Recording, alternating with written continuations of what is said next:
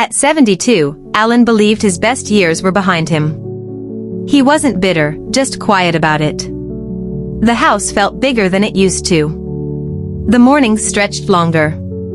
Conversations grew fewer. After decades of working, providing, and solving problems, the world no longer seemed to need him. Or so he thought. Most days followed the same pattern: coffee by the window, a walk around the block, the evening news humming in the background. Life wasn't bad, but it felt smaller. Dimmer. Until one afternoon, almost by accident, everything began to shift. A neighbor's grandson knocked on his door, struggling with a school project. "Mr. Allen, can you help me with this?" Alan hesitated. It had been years since anyone had asked him for help like that. But he said yes. They sat at the kitchen table for an hour. Then two. Alan explained things slowly, patiently, the way he used to at work. And something unexpected happened. He enjoyed it. Not just a little, but deeply. The next week, the boy came back. Then he brought a friend.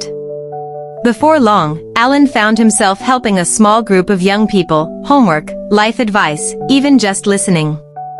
And with each conversation, something inside him came back to life. He started waking up earlier, not out of habit, but with anticipation. He found himself thinking, planning, caring again.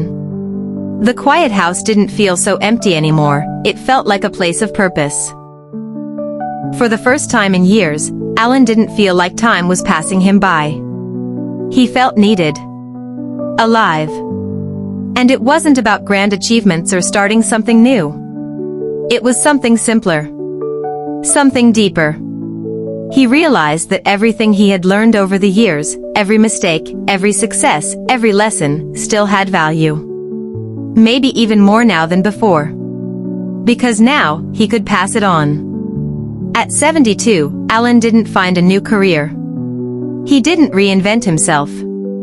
He simply shared what he already had. And in doing so, he rediscovered who he was. Because purpose doesn't retire. It doesn't fade with age. And it certainly doesn't expire. Sometimes, it just waits for someone to ask. So if you're watching this, and you've ever felt like your time has passed, like the world has moved on without you, maybe it hasn't. Maybe someone, somewhere, is just waiting to knock on your door. And maybe, just maybe, you still have more to give than you ever imagined.